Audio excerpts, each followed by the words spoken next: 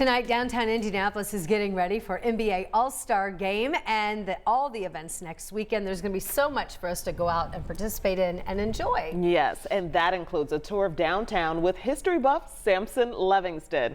Our Karen Campbell met up with him as he shared more about these free tours and the connection Indiana has with basketball.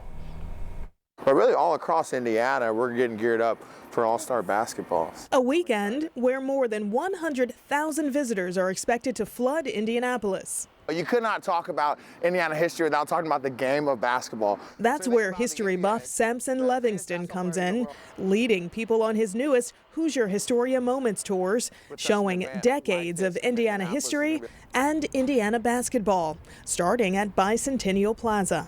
We got Wes Montgomery behind me. We got Kurt Vonnegut, Madam C.J. Walker.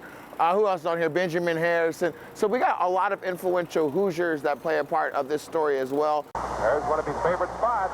Livingston's inspiration comes from the 1955 Crispus Attucks basketball team, the nation's first all-black team to win a state high school athletic championship. Oscar Robertson, triple-double king himself, does that right here in Indianapolis at Hinkle Fieldhouse. And you go by these things every day. You hear about these people all the time. Then to understand that it happened in your city and you have the potential to make impacts like that, I think it's important for us to know and understand that we're a city that comes from somewhere and that can lead us to somewhere as well. From Gainbridge Fieldhouse to Georgia Street, Levingston even sporting his Crispus Attucks inspired Converse.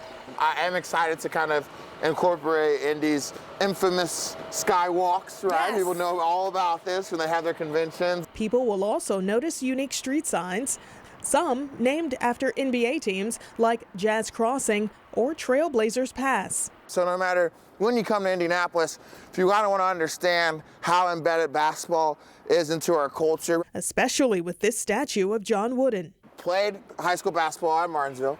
Then he goes on to play basketball at Purdue. He then goes on to coach college basketball at Indiana State. Go Sycamores. I got on my leather jacket. I was a football player though. But I got on my leather jacket.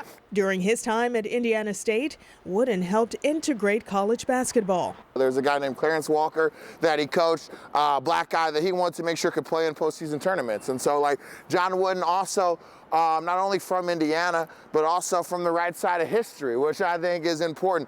The statue also highlights basketball shoes players wore through the decades, 1946, 1964, and beyond, illustrating how the game has evolved. You talk about success, look at his tie. There's so much stuff that I can point out on these tours too. It'll also be interesting to see what people notice. During All-Star Weekend in Indianapolis, Karen Campbell, 13 News.